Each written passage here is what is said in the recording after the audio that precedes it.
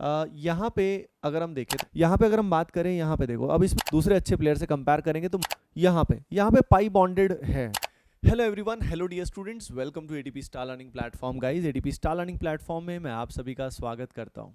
So guys, आज हम geometrical isomerism को कंटिन्यू करते हुए जीआई के कुछ और क्वेश्चंस करने वाले हैं। ठीक है, काफ़ी सारे फंडे जानने वाले। लास्ट टाइम पे हमने ईजेड नोटेशन के बारे में जान लिया था, और जीआई कब शो होता है एल्कीन्स के अंदर, वो हमने देख लिया था। ठीक है ना। अब ईजेड जो है उसके कुछ क्वेश्चन और कर लेते हैं, कुछ छोटे मोटे क्वेश्चन और कर लेते हैं, और फिर हम आगे चलते हैं। ठीक है ना। चलिए स्टार्ट करते हैं विद द फर्स्ट क्वेश्चन। शुरुआत वाले क्वेश्चंस में आपको ईजेड बताना है। You have to tell EZ pi bond के क्रॉस जो जीआई शो कर रहा है, यू हैव टू सी कि वहां पे क्या होगा, व्हाट विल हैपन।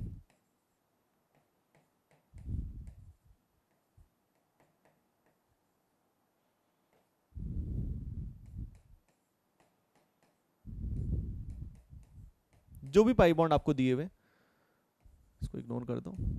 यस, इनके क्रॉस आपको ईजेड बताना है, इनके क्रॉस आपको ईजेड बताना है।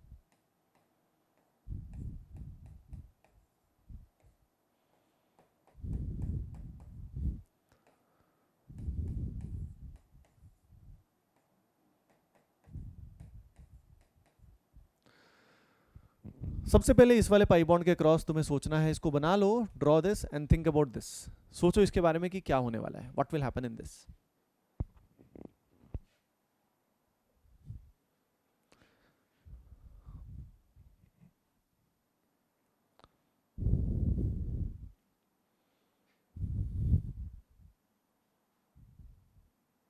देखिए एवरीवन, यहाँ पे अगर हम देखें तो इसमें ऊपर कार्बन है, इधर एच है। सीआईपी रूल के हिसाब से सबसे पहले हम क्या देखते हैं, एटॉमिक नंबर देखते हैं। एटॉमिक नंबर देखते हैं तो यहाँ पे CH3 जीत गया, ये हायर प्रायोरिटी ग्रुप है ना। मतलब इसमें ओवरऑल करना क्या होता है, इसमें ओवरऑल हायर प्रायोरिटी ग्रुप्स को आइडेंटिफाई करना होता है, और तो क्या ही करना है, चिल मारना है और तो। ठीक है, यहाँ पे अगर हम बात करें, यहाँ पे देखो, अब इसमें कैसे करोगे, इसमें इधर भी कार्बन है और इधर भी हमारे पास कार्बन है। अब हमारे पास अगर यहाँ पे दोनों पहले पहले एटम कार्बन है, तो हम क्या देखते हैं, हम उस कार्बन से जुड़े हुए अगले 3 एटम्स को देखते हैं, डायरेक्टली जुड़े हुए 3 एटम्स को देखते हैं। जैसे ये कार्बन है, इस कार्बन से 3 कौन कौन से जुड़े हुए हैं, अगर आप ध्यान से देखो, H और ये C, ये 3 एटम्स हैं जो इससे डायरेक्टली जुड़ा है। ठीक है, तो इसकी टीम में कौन कौन प्लेयर हुआ, CH। अगर हम डिक्रीजिंग एटॉमिक नंबर में लिखेंगे तो इट विल बी CH। अब इसके बाद अगर मैं देखता हूँ, यहाँ पे अगर मैं नोटिस करता हूँ, तो इस कार्बन से डायरेक्टली जुड़े हुए हैं ये 2 कार्बन, और उसके अलावा एक H है जो यहाँ पे छुपा हुआ है। ठीक है, अब देखो, जब हम कंपैरिजन करेंगे तो सबसे पहले सबसे अच्छे प्लेयर को दूसरे अच्छे प्लेयर से कंपेयर करेंगे, तो मैच ड्रॉ हो गया, कोई भी इसमें जीत नहीं पाया। अगले में देखेंगे H और C में, तो H और C में यहाँ पे कौन जीत जाएगा डियर स्टूडेंट्स, C जीत जाएगा, है ना। यानी यहाँ पे दिस विल विन, और ये दोनों एक दूसरे के अपोजिट हैं, तो this will be E configuration यहाँ पे आ जाएगी। यहाँ पे पाई बॉन्डेड है। ठीक है, ट्रिपल बॉन्ड आया हुआ है, कैसे कंपैरिजन करेंगे, थोड़ा सोचने वाली बात है, थोड़ा इसका तरीका रहता है। तो इसके अक्रॉस अपने को बताना है, तो इसका अप्रोच मैं तुम्हें बता रहा हूँ।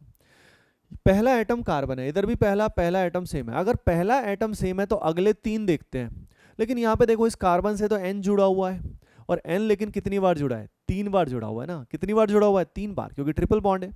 तो हम इस N को कितनी बार कंसिडर करेंगे, we will consider this N। और यहाँ पे इस कार्बन से अगले 3 जुड़े हुए अगर आपको देखने हैं, डायरेक्टली जुड़े हुए देखने हैं, तो यहाँ पे कौन आएगा, N, और यहाँ पे 2H, तो यहाँ पे आएगा NH। समझ रहे हो। अब इसमें अगर हम क्या करते हैं, कंपैरिजन करते हैं एक एक करके, तो यहाँ पे NN तो कैंसिल, फिर ये जीत जाएगा, यानी CN will win. Oh sorry, जोश में आ गया। ओके, यहाँ पे एल्डिहाइड और एसिड में आप क्लियरली देख सकते हो कि यहाँ पे कार्बन, यहाँ पे भी कार्बन, कार्बन से अगले 3 जो है वो कौन कौन से हैं, यहाँ पे अगले 3 है oxygen, oxygen, hydrogen, oxygen, oxygen, hydrogen. यहाँ पे अगर देखते हो तो ऑक्सीजन, ऑक्सीजन, ऑक्सीजन, कितने ऑक्सीजन माने जाएंगे, 2 माने जाएंगे। तो इसकी टीम में कौन है, OOH है, और नीचे वाले की टीम में क्या है, OOO। पहले तो ड्रॉ हो गया और ये जीत जाएगा, so that is how it's this will win.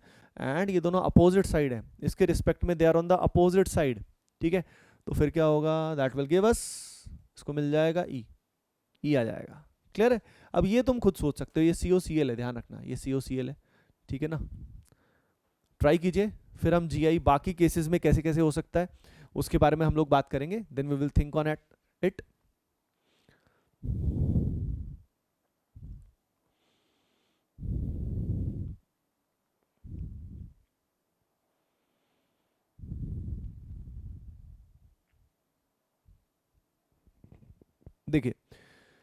यहाँ पे CN और CC में कौन जीतेगा, हायर प्रायोरिटी CN की आएगी, और यहाँ पे COCl COOH कौन जीतेगा, COCl। यहाँ पे this will have Z configuration, इसका कॉन्फ़िगरेशन आएगा Z। तो आई थिंक EZ नोटेशन जितना अपने को आना चाहिए उतना अब तुम्हें आ चुका है। अब उसके बाद देखते हैं और कहाँ कहाँ GI होता है। तो देखो अभी अपने को यही एक्सप्लोर करना है शुरू के कुछ मिनट में, 10-15 मिनट 20 मिनट, कि GI और कहाँ कहाँ होता है, मल्टीपल सिस्टम्स में GI किस तरीके से होगा, और फिर हम कैलकुलेशन की बात करेंगे। देन वी विल सी कि GI का कैलकुलेशन किस तरीके से किया जाता है ना। तो इट विल बी फन, ठीक है। तो जैसे कि अभी अपन ने एल्कीन तो देख लिया था, एल्कीन के बाद अगला GI जो अपने को देखना है वो ये देखना है कि भाई जो साइक्लो एल्कीन होते हैं, पहले एल्कीन की बात करते हैं। साइक्लो एल्केन्स जो है उनमें GI पॉसिबल होता है, सब में नहीं, लेकिन जिस जिसमें होता है वो कैसे होता है, आइए उस बारे में हम बात करते हैं। जैसे कि हमारे पास कोई साइक्लो एल्केन है, we have something like this dear students, ये है हमारे पास कुछ ऐसा, और यहाँ पे मान लेते हैं Cl है डैश पे, और ये Cl है वेज पे। डैश वेज तो आप जानती हो, below the plane above the plane. और यहाँ पे आइए देखते हैं, यहाँ पे ये वेज में है और यहाँ पे ये वेज पे, सही है। अब ध्यान से देखो सभी के सभी GI के दो बेसिक कंडीशन। पहला कंडीशन कि जो आइसोमर्स होते हैं, जो आइसोमर्स होते हैं वो आपस में इंटरकन्वर्ट नहीं होते, रोटेशन से नहीं होते। कैसे हो जाएंगे, नहीं हो पाएंगे। यानी Cl को डैश से आप वेज में रोटेशन करके नहीं कर पाओगे, क्योंकि यहाँ पे कनेक्टेड है, यहाँ पे कनेक्टेड है। अगर ये रिंग नहीं होती तब तो यहाँ पे इसके अबाउट रोटेशन करके हम ऐसा कर सकते थे, लेकिन अब ऐसा नहीं हो पाएगा। यानी पहला कंडीशन जो GI का होता है रेस्ट्रिक्टेड रोटेशन वाला, वो पहला कंडीशन यहाँ पे भी सेट हो रहा है, यानी पहला कंडीशन डन है, ठीक है, रेस्ट्रिक्टेड रोटेशन वाला, यानी isomers can not interconvert. Second condition है एरियल डिस्टेंस वाला, ठीक है ना। एरियल डिस्टेंस के बेसिक से कर लेते हैं, लेकिन बाकी बाद में ABCD रूल यहाँ पे भी अपन लगा सकते हैं। याद है ना तुम्हें, ABCD रूल याद है, बताया था ना। एक घर के अंदर जुड़वा बच्चे नहीं होने चाहिए, A और B सेम नहीं होने चाहिए किसी एक कार्बन पे। बाकी अब एरियल डिस्टेंस की बात करते हैं। तो जैसे वहां पे हमने दो घरों को तलाशा था, सबसे पहले घर, फिर उसके बाद बच्चे, बच्चे यानी सब्स्टिट्यूएंट। तो अगर उन घरों को हम तलाशेंगे डियर स्टूडेंट्स, तो ये है वो पहला घर।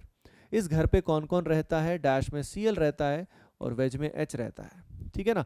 अब इन दोनों में जिसका एटॉमिक नंबर ज्यादा है हमने उसको पकड़ लिया, ये रहा वो हेलोजन जिसको हमने पकड़ लिया, प्रायोरिटी दे दी। और यहाँ पे हमने देखा था इस घर में Cl वेज में और छोटू डैश में, हमने Cl को लिया। अब इन दोनों के बीच में जो डिस्टेंस है डियर स्टूडेंट्स वो है एरियल डिस्टेंस, वो यहाँ पे x है, और इन्हीं दोनों एटम्स के बीच में यहाँ जो डिस्टेंस आएगा दैट विल बी y। अब तुम्हें क्या लगता है x और y सेम है या डिफरेंट है, सोच के बताओ। इज x y सेम और डिफरेंट, बोलो, थिंक अबाउट इट। देखो फंडा ऐसा है, x is greater then y। असल में इसमें एक देखो, ये रिंग ऐसे है, रिंग में एक क्लोरीन पीछे की तरफ है, मेरी तरफ आ रही है, और एक क्लोरीन किधर जा रही है, आगे की तरफ जा रही है। अगर एक पीछे है और एक आगे है तो डिस्टेंस कैसे हुआ, ऐसे नहीं हुआ, ऐसे हुआ, समझ रहे हो। ऐसे नहीं है, सीधा नहीं है, टेढ़ा है पर मेरा है, समझ रहे हो। तो यहाँ पे क्या होगा, अंडरस्टूड, कि एक Cl आगे है तो एक Cl किधर है, पीछे की तरफ है, तो इसलिए यहाँ पे क्या आएगा, x is greater then y, यानी ये एक दूसरे के ज्योमेट्रिकल आइसोमर होंगे। अब अगली चीज, ये जो फॉर्म है डियर स्टूडेंट्स ये सिस है, और ये वाली फॉर्म जो है ये क्या है, ट्रांस है। किस तरीके से हमने देखा कि एक सिस है और एक ट्रांस है, भाई आप क्लियरली देख सकते हो कि सिस और ट्रांस वाले केस में यहाँ पे इस रिंग के रिस्पेक्ट में, जैसे वहां पे हमने पाई बॉन्ड देखा था, यहाँ हम रिंग के रिस्पेक्ट में देखेंगे। इस रिंग के रिस्पेक्ट में ये दोनों हेलोजन, दोनों जो ग्रुप्स हैं हमारे higher priority groups, they are on the same side, वो सेम साइड आ रहे हैं। वैसे खैर सिस और ट्रांस हम किसके हिसाब से देखते हैं, जो सेम ग्रुप आता है, यानी दोनों घरों में जो कॉमन एटम होता है उसके हिसाब से सिस और ट्रांस हम डिफाइन करते हैं। तो यहाँ पे as these two halogens are on the same side with respect to the ring, यानी रिंग यहाँ इस प्लेन में हम एज्यूम कर रहे हैं, रिंग वैसे एग्जैक्टली प्लेनर नहीं होती है आपको याद होगा, लेकिन इस रिंग के रिस्पेक्ट में दोनों हेलोजेंस जब आगे की तरफ जा रहे हैं या दोनों पीछे की तरफ जा रहे हैं तो वो क्या होगा, सिस। देखिए अगर ज्योमेट्री की बात करें तो एक चीज मैं आपके साथ शेयर करता हूँ कि अगर इन्हीं दोनों हेलोजेंस को मैं यहाँ पे डैश में लेता हूँ तो भी ये क्या होगा, सिस होगा, समझ रहे हो ना, तो भी सिस है, यानी इन दोनों की ज्योमेट्री अलग नहीं है, these two are not geometrical isomers of each other, ठीक है। तो सिस एक ही फॉर्म बनाना, डबल मत बना देना। और ये फॉर्म ट्रांस है क्योंकि इस रिंग के रिस्पेक्ट में एक हेलोजन आगे है, आगे की तरफ है, तो एक हेलोजन किधर है रिंग के रिस्पेक्ट में, पीछे। So they are on the opposite sides with respect to this particular ring. I hope फंडा क्लियर हुआ होगा। चलिए अब देखते हैं आगे।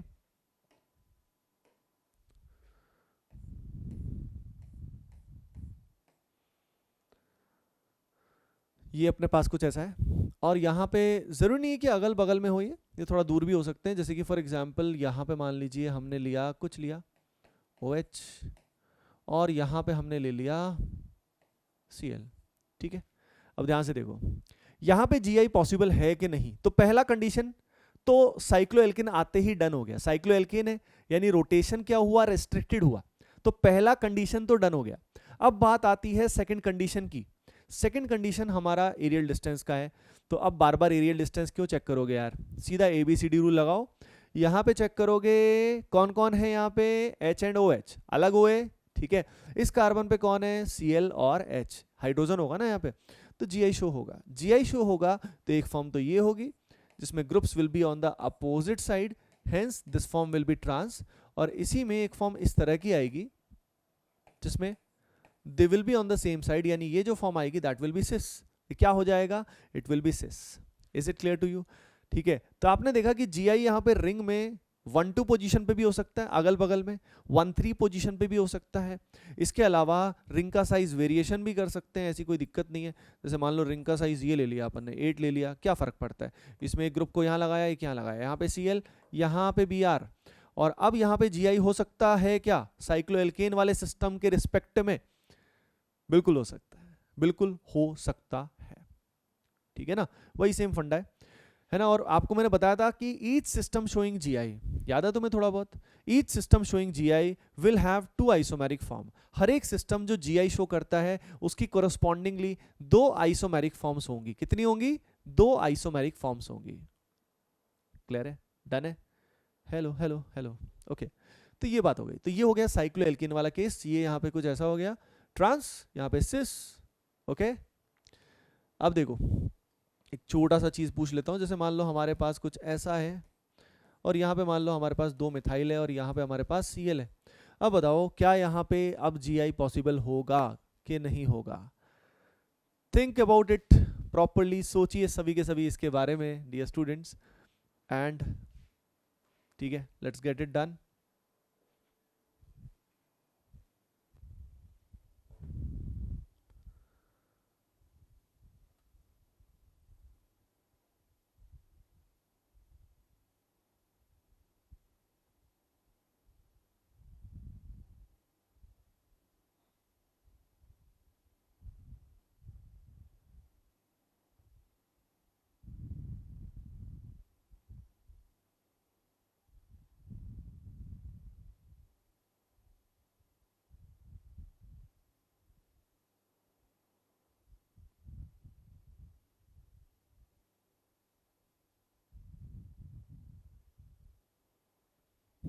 ओके एवरीवन, सो नहीं पॉसिबल है क्योंकि घर में जुड़वा बच्चे हैं, दोनों के दोनों सेम होने की वजह से Gi यहाँ पॉसिबल नहीं है। यानी जो ABCD रूल हमने वहाँ लगाया था वही ABCD रूल आप यहाँ पे भी लगा सकते हो, सिंपल, ठीक है। चलो भाई अगली बात के बारे में बात करते हैं। देखिए अगर हमारे पास मान लीजिए कोई साइक्लोएल्कीन है, ये साइक्लोएल्कीन है। अब साइक्लोएल्कीन में मान लो यहाँ पे Cl है, यहाँ पे Br है, तो साइक्लोएल्कीन यानी रिंग के अंदर पाई बॉन्ड है। तो रिंग के अंदर पाई बॉन्ड है तो ये Gi शो कर सकता है या नहीं कर सकता है, समझ रहे हो? तो देखो मैं सिंपल बात बताता हूँ। साइक्लोएल्कीन में जब रिंग छोटी होती है, रिंग छोटी होती है मतलब 8 से छोटी होती है, 8 मेंबर से छोटी होती है, तो Gi पॉसिबल नहीं होता है क्योंकि इसका ट्रांसफॉर्म पॉसिबल नहीं है। इसका ट्रांसफॉर्म हाईली अनस्टेबल है। ट्रांसफॉर्म का मतलब क्या है? ट्रांसफॉर्म का मतलब ये है कि भाई ये जो ग्रुप्स हैं, ध्यान से देखो, ये जो ग्रुप है कनेक्टेड है अभी, ठीक है, these two groups are on the same side. इस पाई बॉन्ड के रिस्पेक्ट में ये सेम साइड है, यानी ये जो पर्टिकुलर फॉर्म है इसको बोल सकते हैं कि ये सिस फॉर्म है। लेकिन बात ये है कि इसका ट्रांस एग्जिस्ट ही नहीं करेगा। इसके ट्रांस एग्जिस्ट करने के लिए ये ग्रुप अगर इधर है तो ये दूसरा ग्रुप पाई बॉन्ड के रिस्पेक्ट में अपोजिट साइड होना चाहिए। उससे इस रिंग में भयंकर स्ट्रेन हो जाएगा, भयंकर स्ट्रेन हो जाएगा। मतलब अगर मैं बनाना चाहूं तो वो पता है कैसे बनेगा, 3 कार्बन यहाँ, 3 कार्बन यहाँ, आपको बना के देखने की जरूरत नहीं है। ये बीच में पाई बॉन्ड, समझ रहे हो? ध्यान देना सभी के सभी, ये इंटरेस्टिंग है। अब देखो ये इसमें कितना स्ट्रेन हो गया, ये इसका ट्रांसफॉर्म हमने ऑन पेपर बना दिया बट असल में एग्जिस्ट नहीं करता, क्योंकि आपको दिख रहा है ना पूरा रिंग को मरोड़ दिया गया है, पूरा रिंग को मरोड़ दिया गया है, ये दिख रहा है ना कैसे ट्विस्ट कर दिया इसको पूरा, समझ रहे हो? तो यानी नॉर्मल सर्कमस्टांसिस में आपने देखा कि रिंग का साइज अब 8 से कम होता है तो जीआई पॉसिबल नहीं होता है, ठीक है। अब अगली चीज, जब 8 या 8 से ज्यादा होता है तो पॉसिबल कैसे होता है? क्योंकि ऐसे केस में यहाँ पे जो गैप है ना, ये जो समझ रहे हो ट्विस्टिंग होती है उसमें आसान हो जाती है। जैसे मैं आपको बता देता हूँ, पहले तो ये लिख लो, इन नॉर्मल केसेस लिख लो, इन नॉर्मल लिख लो, in cycloalkenes, in cycloalkenes up to 7 membered ring, in cycloalkenes up to 7 membered ring, in cycloalkenes up to 7 membered ring GI is not possible, GI possible नहीं है, ठीक है। GI possible नहीं है, काहे पॉसिबल नहीं है पता है ना? बिकॉज जो उसका ट्रांसफॉर्म होता है वो हाईली अनस्टेबल होता है, because transform is highly unstable, क्योंकि ट्रांसफॉर्म बहुत ही अनस्टेबल होता है। नोट्स बनाना प्रॉपर्ली, ठीक है ना, because transform is highly unstable, ठीक है बच्चा, है ना? ओके अब अगली बात, ट्रांसफॉर्म हाईली अनस्टेबल होता है। अगली चीज मैं क्या बता रहा था आपको, 8 मेंबर से पहले पहले, है ना? अब देखो एक बात आपको बता देता हूँ कि 8 मेंबर या उससे बड़ी रिंग्स के जो जीआई है वो नहीं आता है, वो नहीं आता है, लेकिन नॉलेज के लिए थोड़ा सा स्लाइटली बता देता हूँ कि जैसे फॉर एग्जांपल हमारे पास है कुछ ऐसा, we have something like this, ये क्या हो गया भाई, देखिए ये हमारे पास है साइक्लोऑक्टीन, दिस इज साइक्लोऑक्टीन, ठीक है। अब इस साइक्लोऑक्टीन में ये जो गिवन फॉर्म है ये सिस है, अगर मैं इसका ट्रांस बनाऊंगा तो 4 कार्बन मैं यहां लूंगा और 4 कार्बन मैं यहां लूंगा, और ये जो दोनों कार्बन हैं ये आपको बनाने की जरूरत, मतलब नोट तो कर लो नोट्स के लिए, लेकिन आपको खुद को थोड़ी बनाना है, बीच में पाई बॉन्ड, समझ रहे हो ना? इट्स लाइक दैट कि ये एक ब्रिज है और इस ब्रिज के नीचे से रेलवे लाइन जा रही है, ये ब्रिज है और उसके नीचे से क्या जा रही है, रेलवे लाइन। अब अगर तुम ध्यान से देखो तो यहाँ पे स्ट्रेन उतना नहीं आएगा, यानी जब हमारे सामने क्या आता है, हाँ जब हमारे सामने क्या आता है, रिंग का साइज 8 या 8 से ज्यादा साइक्लोएल्कीन आता है, when the cycloalkene is greater than equal to 8, ऐसे केस में वो जीआई पॉसिबल है, क्योंकि उसमें ट्रांसफॉर्म भी बन जाता है, ट्रांसफॉर्म भी बन जाता है ना? लेकिन again this is not important, 8 या उससे ज्यादा वाले क्वेश्चन कभी भी नहीं आते, कभी भी नहीं आते, पर नॉलेज के लिए बता दिया कि बाय द वे कभी रेयरली आया, ऐसे तो बहुत पॉसिबिलिटी होती है ना? और क्वेश्चन कहीं दिखा तो आपको पता होना चाहिए कि हाँ यार बड़ी रिंग है, एल्कीन है, इसमें हो रहा है, लेकिन again it's not important, understood? यानी कहने का तात्पर्य ये है कि अगर हमारे सामने ऐसा आएगा, कैसा आएगा, रिंग का साइज बड़ा है, यहाँ से देखो और पाई बॉन्ड है, तो समझ जाओ कि ये जीआई शो करेगा तो इसकी कितनी फॉर्म बनेंगी, 2 फॉर्म बनेंगी, जीआई शो करेगा तो कितनी फॉर्म बनेंगी, 2 बनेंगी, बस ये अपने को पता होना चाहिए, इतना पता है तो दैट इज इनफ, ठीक है। तो साइक्लोएल्कीन, अच्छा एक डाउट स्टूडेंट्स को ये आता है कि सर ये सीएल ये बीआर, जैसे इसको स्टूडेंट ऑफन गलती क्या करते हैं, साइक्लोएल्केन से कंपेयर कर लेते हैं और वहीं पे गलती हो जाती है यार। साइक्लोएल्केन के अंदर क्या होता है ना, ये जो कार्बन एटम्स है ना, ये वाले कार्बन एटम्स ये sp3 हाइब्रिडाइज्ड होते हैं, क्या होते हैं वो, sp3 हाइब्रिडाइज्ड होते हैं, यहाँ पे दिस इज sp2 हाइब्रिडाइज्ड, क्या है ये, sp2 हाइब्रिडाइज्ड है, ठीक है। तो यहाँ पे ये Cl और ब्रोमीन वेज और डैश में नहीं आ रहे या आगे पीछे नहीं जा रहे, यानी इसको साइक्लोएल्केन से कंपेयर मत कीजिए, ये ब्लंडर होता है, बहुत बड़ी गलती होती है, ठीक है। ओके चलो इससे रिलेटेड एक क्वेश्चन चेक करो, इसमें जीआई पॉसिबल है या नहीं है, यहाँ Cl यहाँ Cl, ठीक है, चेक यहाँ पे जीआई पॉसिबल है या नहीं है। नेक्स्ट वाले केस में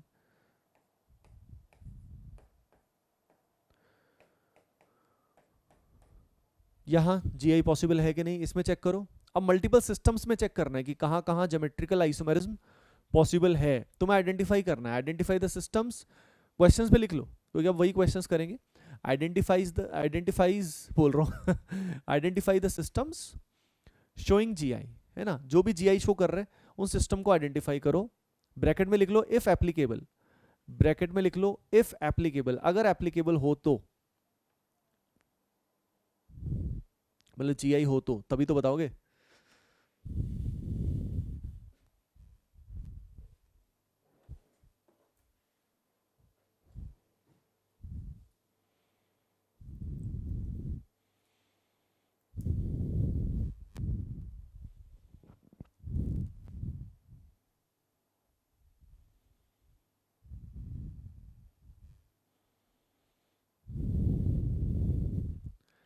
ओके देखो यहाँ पे अगर मैं बात करता हूँ, ध्यान देना सभी के सभी, यहाँ पे अगर मैं इसकी बात करूँ तो ये जीआई कर रहा है क्या? नहीं कर रहा। जीआई ये नहीं कर रहा है।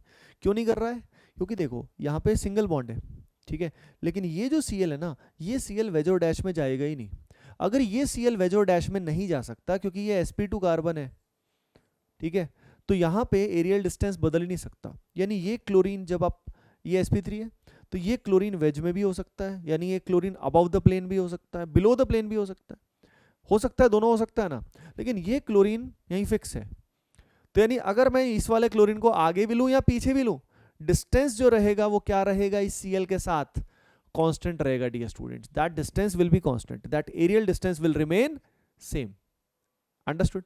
बात समझ में आई सभी को? Got it?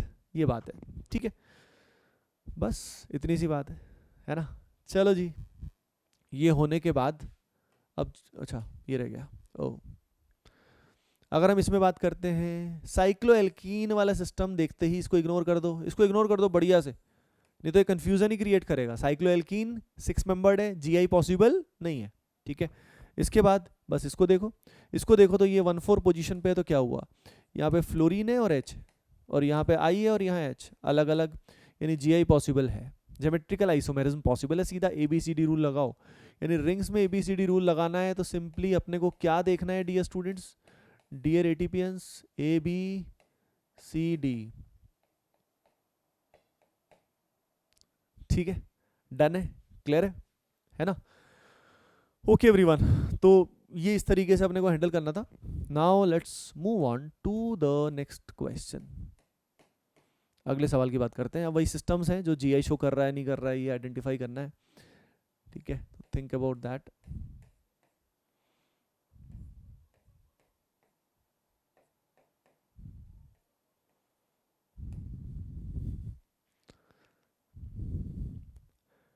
ठीक है, मल्टीपल सिस्टम और कैलकुलेशन भी साथ साथ कर लेते हैं इसके, है ना? कितने इसमें ज्योमेट्रिकल आइसोमर्स बनेंगे ये भी सोच लेना, थिंक अबाउट दैट। कितने ज्योमेट्रिकल आइसोमर्स इसमें बनेंगे ये भी सोच लेना।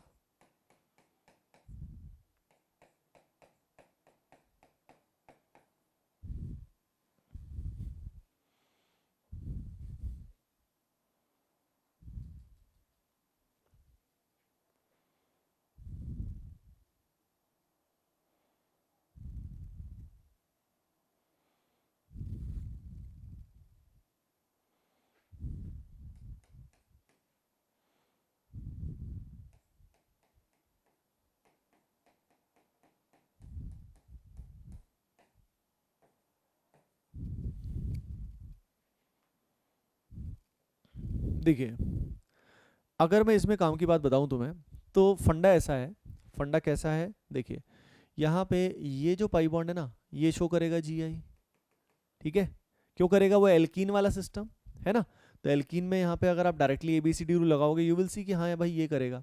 उसके अलावा अगर आप ध्यान देना, अब इसका तरीका मैं समझने का बताता हूँ, इस पूरे ग्रुप को आप अल्फा मान लो, और यहाँ पे अब ये बताओ क्या ये सिस्टम जीआई शो करेगा? साइक्लोएल्केन भी तो करेगा, यानी ये सीएल वेज में, ये दोनों सेम साइड, ये दोनों अपोजिट साइड, यानी दो पॉसिबिलिटी यहाँ से आएंगी और दो पॉसिबिलिटी यहाँ से आएगी, तो टोटल पॉसिबिलिटी कितनी आ जाएगी? 4। कैसे? देखो, इट माइट बी पॉसिबल कि इधर वाला ये वाला सिस हो और दूसरे वाला भी सिस हो, दोनों सिस हो, ये हो सकता है ना। अगली पॉसिबिलिटी क्या है? ये सिस है और दूसरे वाला ट्रांस है, या और क्या हो सकता है, ये ट्रांस फॉर्म में है, दूसरे वाला सिस फॉर्म में है, या हो सकता है दोनों के दोनों किस में होंगे? ट्रांस होंगे। यानी टोटल पॉसिबिलिटी यहाँ पे कितनी आ जाएंगी? 4 आ जाएंगी। यानी फॉर्मूला यूज ना करते हुए अपने को डायरेक्टली क्या करना है? कैलकुलेशन करना आना चाहिए। समझ रहे हो ना? एग्जाम में जब जब क्वेश्चन आए तो बहुत सिंपल कैलकुलेशन आया है, कॉम्प्लिकेटेड क्वेश्चंस जो कॉम्प्लिकेटेड कैलकुलेशन वाले होते हैं वो नहीं आते हैं, ठीक है, समझ गए?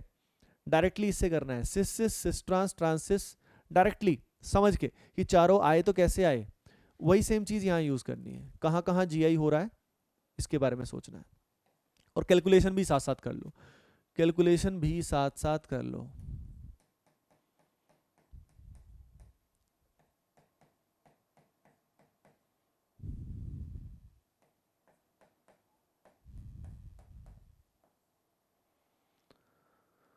ठीक है, ट्राई कीजिए सभी के सभी, ट्राई करो सभी के सभी, think about it properly.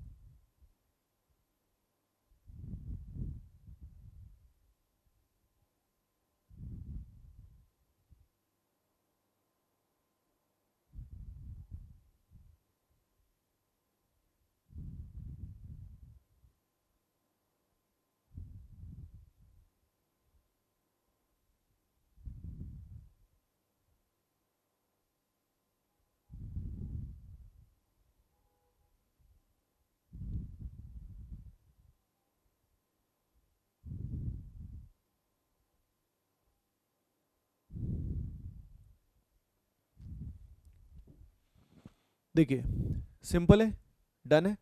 Okay देखो यहाँ पे अगर हम बात करें तो यहाँ पे इसने क्या किया है, ध्यान देना सभी के सभी, ये भी जीआई शो करेगा। सीधा कैसे पहचानोगे, कार्बन पे एच भी है और मिथाइल भी है, अलग अलग ग्रुप्स है।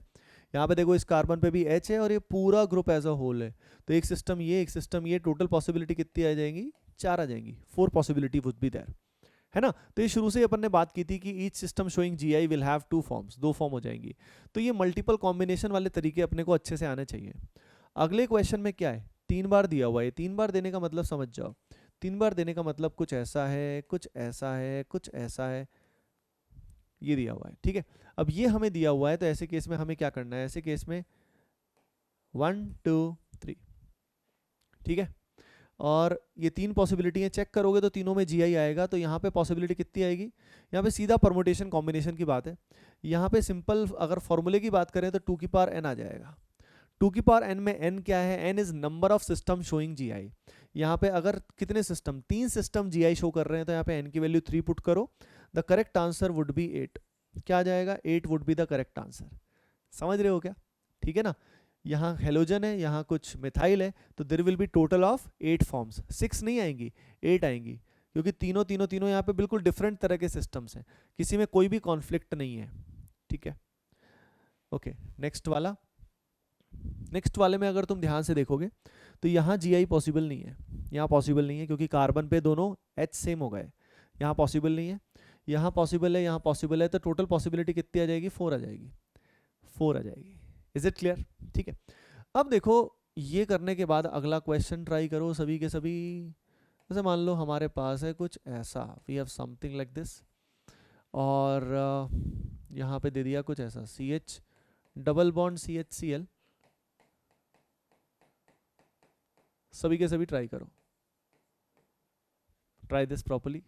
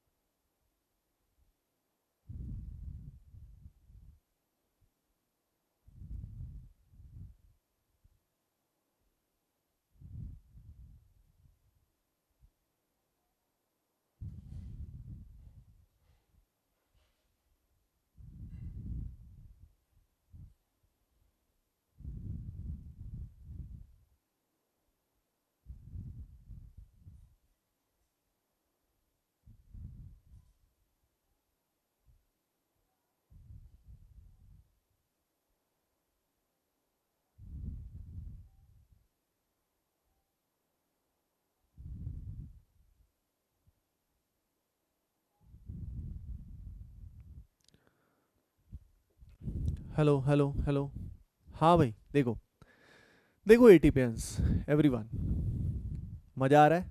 देखो जो भी इसके अंदर डूब के पढ़ रहा है ना, उसको आई थिंक मजा आ रहा होगा, समझ में आ रहा होगा, इंटरेस्टिंग लग रहा होगा, ठीक है ना। मेन है तो मतलब अपने को जो भी करना है वो बहुत ढंग से समझ समझ के करना है। और जो मैंने चीज़ बताई थी लेक्चर्स के अंदर, किस बात का ख्याल रखना है, लेक्चर्स के अंदर अपने को सबसे इंपॉर्टेंट मैंने बताया ना कि वन गो में पढ़ो, साथ साथ, मतलब है ना, बीच में गैप मत दो, पॉज मत करो अननेसेसरीली, ठीक है। और उसके अलावा बार बार बैक मत जाओ, कुछ देखना भी तो बाद में देखो, ठीक है। नहीं तो आपका माइंड क्या हो जाता है, माइंड वीक हो जाता है। माइंड को वीक नहीं होने देना यार, माइंड सबसे इंपॉर्टेंट है। माइंड चल रहा है, सब कुछ चल रहा है। यहाँ पे देखो सभी के सभी, यहाँ जीआई, यहाँ जीआई और यहाँ पे भी जीआई। अब यहाँ कैसे, कई स्टूडेंट इसको ध्यान नहीं दे पाते। तो देखो इस पूरे ग्रुप को अल्फा मान लो, इसको बीटा मान लो, तब तो शायद तुम्हें क्लियरली दिख जाएगा, हाँ ये तो साइक्लोएल्केन वाला सिस्टम है, क्यों नहीं करेगा, बिल्कुल करेगा। तो पॉसिबिलिटी कितनी आ गई, 2 की पावर 3 यानी 8 आ जाएगा, 8 आ जाएगा। यहाँ पे देखो साइक्लोएल्कीन है लेकिन रिंग का साइज क्या है, बड़ा है, रिंग का साइज बड़ा है, रिंग का साइज 8 या 8 से ज़्यादा है, तो ये भी जीआई करेगा और यहाँ साइक्लोएल्केन वाली चीज़ भी जीआई करेगी। So it will give us, कितना आ जाएगा, इसमें आ जाएगा 4। क्या आ जाएगा, 4 आ जाएगा। Clear, done. ओके, एक इंटरेस्टिंग चीज़ है, मैं आपके साथ शेयर करता हूँ।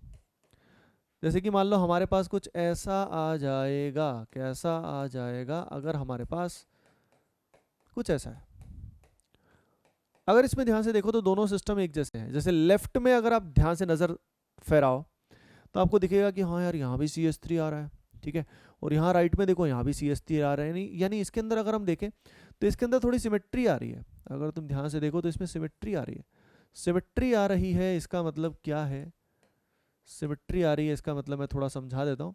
इसका मतलब ये है, बेसिकली इस पूरे सिस्टम को हम दो इक्वल पार्ट्स में कट कर सकते हैं। We can cut this system into two equal halves, है ना। तो ऐसे केस में थोड़ा ध्यान रखिएगा, क्योंकि इसमें 4 नहीं आएगा आंसर, 4 आना चाहिए ना। ये भी GI कर रहा है, ये भी GI कर रहा है, 4 की बजाय 3 आ रहा है। पहले खुद ट्राई करके बना के देखो कि 4 की बजाय 3 कैसे हो गया, क्या प्रॉब्लम आई यहाँ पे। होने तो 4 चाहिए थे, cis cis cis trans trans cis trans trans, तो यानी कुछ तो गड़बड़ हुई है। क्या हुआ है, 3 क्यों आए हैं, इसके बारे में सोचिए, थिंक अबाउट इट, सोचिए इसके बारे में, थिंक अबाउट इट प्रॉपरली।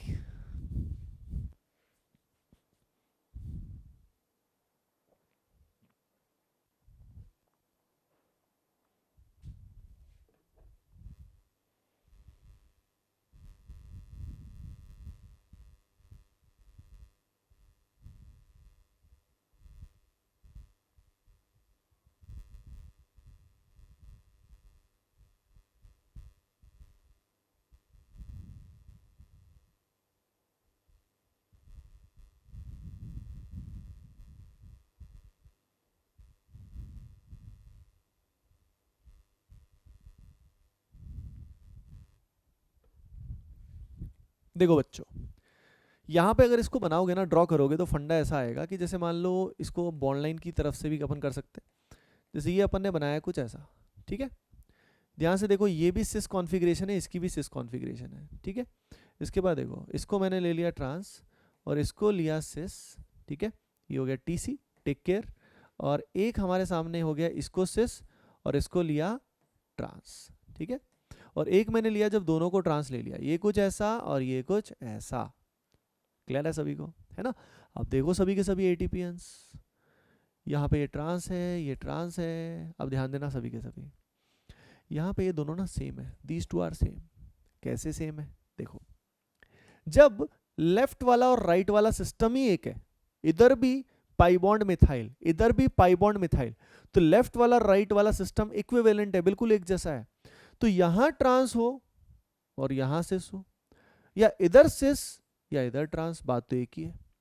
इस बात को अगर और समझना है तो आप समझ भी सकते हो कैसे, कि आप इस पूरे सिस्टम को रोटेट करो, किसके अक्रॉस, Z एक्सिस के अक्रॉस रोटेट करो। इट्स लाइक दैट कि जैसे देखो ये ट्रांस है, ये सिस है, तो इट्स लाइक दैट कि जैसे एक फैन है और फैन की ये पंखुड़ियां हैं, ठीक है। मजा आएगा आपको, इससे समझ फील आ जाएगी, मतलब आ जानी चाहिए, मेरी तरफ से पूरी कोशिश रहेगी।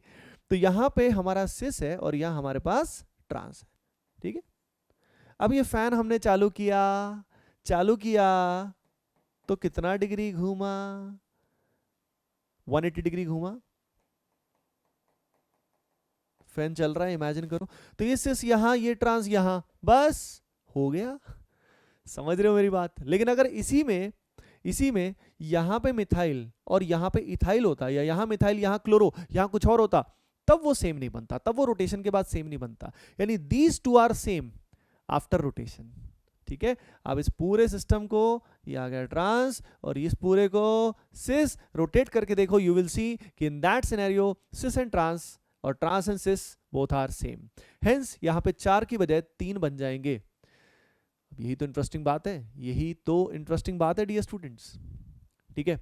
अब देखो, इस तरह के सिमेट्री वाले केसेस में फॉर्मूला होता है, वो फॉर्मूले का सही बताऊं, उस फॉर्मूले बेस पे क्वेश्चन तो नहीं आता है, लेकिन स्टिल नॉलेज के लिए आपको बता देता हूं, भटकती आत्माओं को, है ना, जिनको सब जानना होता है। ये इसमें total GI is equal to, लिख लेना, total GI is equal to, किस केस में, सिमेट्री वाले केस में, है ना, लिख लेना, ओपन चेन symmetrical compounds, लिख लेना, it is applicable for open chain symmetrical compounds, open chain है, सिमेट्रिकल कंपाउंड्स है, ओपन चेन सिमेट्रिकल कंपाउंड्स, ठीक है, ओपन चेन सिमेट्रिकल कंपाउंड्स क्या आ रहा है, 2 की पावर n-1 प्लस 2 की पावर p-1, ठीक है। n यहाँ पे क्या है, n is number of system showing GI, n है जितने सिस्टम GI शो कर रहे हैं, और p यहाँ पे क्या है, p यहाँ पे एक वैल्यू है जो n पे ही डिपेंड करती है। p की वैल्यू या तो होगी n/2 या होगी n+1/2, n तो आप जानते ही हैं, लेकिन सीधी बात है ये 2 से डिविजिबल है, इसका मतलब n यहाँ पे क्या होगा, n यहाँ पे होगा इवन, यानी n की वैल्यू अगर इवन आए तो हम n/2 यूज करेंगे, अगर n ऑड है तो उसको 1 से ऐड करने के बाद वो 2 से डिविजिबल हो जाएगा, इसीलिए यहाँ पे n+1/2 आया, बस ये इसका फॉर्मूला है। यानी अगर यहाँ पे अब n की वैल्यू 2 है तो हम क्या करेंगे, हम करेंगे 2 की पावर 2-1 प्लस 2 की पावर 2/2, 2 से डिविजिबल है तो डिवाइड कर दो, 1-1 2 की पावर 0 आएगा, दैट विल बी 1, ये कितनी वैल्यू आएगी, 3 आएगी। असल में शायद कईयों को ये डायरेक्ट ड्रॉ करने वाला मेथड अच्छा लगा होगा, मैं खुद भी इसी को प्रेफर करता हूँ, क्योंकि फॉर्मूले शायद लॉन्ग टर्म में शायद कई बार याद नहीं भी होते, जिसको याद भी हो गए, और कई बार ये हर जगह अप्लाई भी नहीं होता। मैंने बताया इट इज़ एप्लीकेबल इन, कहाँ एप्लीकेबल है, लिख लेना इस बात को, it is applicable in open chain symmetrical, open chain में ही जब सिमेट्री आएगी तभी ये फॉर्मूला अप्लाई होगा, साइक्लिक में सिमेट्री आएगी तो ये भी अप्लाई नहीं होगा, तब हमें ड्रॉ करके देखना पड़ेगा, है ना। तो इसीलिए ये ऐसा है, लेकिन इसका यूज पता कब आता है, जब हमारे पास नंबर ऑफ सिस्टम बढ़ जाते हैं। मान लो यहाँ पे 2 की बजाय 3 हो गए, 4 आ गए, आते नहीं है एग्जाम में, नहीं आते, लेकिन अगर हम ऑन पेपर ऐसे क्वेश्चंस क्रिएट करें जिसमें 2 की बजाय 3, 4, 5 हो, तब ये फॉर्मूला काम आता है, उस फॉर्मूले से ही होगा, फॉर्मूले के बिना होगा ही नहीं। लेकिन मैं आपको क्लियरली बता रहा हूँ इसका यूज आता नहीं है। आप प्रीवियस ईयर कितने भी क्वेश्चन देख लो, जेई के देख लो, नीट के देख लो, एम्स के देख लो, किसी के भी देख लो, नहीं मिलेगा आपको इतना बड़ा, बहुत बड़ा भारी क्वेश्चन नहीं मिलेगा जीआई में ही। लेकिन हाँ, सबसे कॉमन क्वेश्चन जो जीआई में आता है, मैं आपको सभी को बता देता हूँ, सबसे कॉमन क्वेश्चन आता है कि कौन जीआई शो कर रहा है, कंपाउंड का नाम दे दिया और उसमें पूछ लिया जीआई शो होगा कि नहीं होगा, और नॉर्मली किस में होगा पता है, वो एल्कीन में, इवन बड़े बड़े जो क्वेश्चंस अपन देख रहे हैं वो भी नहीं, नॉर्मल एल्कीन में जीआई होगा या नहीं होगा। और अगला क्वेश्चन आ जाता है कैलकुलेशन से रिलेटेड, कि किस तरीके से इसको कैलकुलेट जीआई को किया जाता है, अंडरस्टूड है, ठीक है। तो गाइज जीआई का कैलकुलेशन जो सारे फंडे हम अप्लाई करते हैं वो किस तरीके से करते हैं, I hope you understood the point, ठीक है, यू गॉट इट। एंड बस अब इतनी सी बात है कि जीआई में इतना अपने को समझना है, और अब तुम जो डीपीपी तुम्हारी है जीआई वाली वो भी कर सकते हो, ठीक है, और आइसोमेरिज्म की शीट भी आपको जल्दी ही मिल जाएगी अगर अब तक नहीं मिली है तो, और उसको भी फिर करना शुरू कर सकते हो। और अब हम ऑप्टिकल आइसोमेरिज्म की तरफ हमला करेंगे, ओके गाइज, ठीक है ना। तो बस दैट इज इट, आज के लिए इतना ही, और आप बस अच्छे से तैयारी करते रहो, और जो बातें मैं बता रहा हूँ उन बातों का अच्छे से फॉलो करना, ठीक है ना। रूटीन लगातार, टेस्ट प्रॉपर देने हैं, तभी एटीपी के जो कोर्सेज हैं, जो हमारे स्टार बैचेज हैं, उनमें आप स्टार तभी बन के उभरोगे अगर आप सारी बातों का पालन करोगे, है ना। नहीं तो क्योंकि ऑनलाइन में देखो सेल्फ डिसिप्लिन है, क्लास में तो फिर भी क्या होता है, हम लोग रियल क्लास जब चल रही होती तो बोल देते हैं ये ऐसे करो वो करो, लेकिन अब यार खुद आप जिम्मेवार हो, है ना, तो आपकी जिम्मेवारी है कि आपको जो कहा जा रहा है वो पूरा करना है, ठीक है। चलो, okay guys, so that is it for today, bye bye, take care and love you all.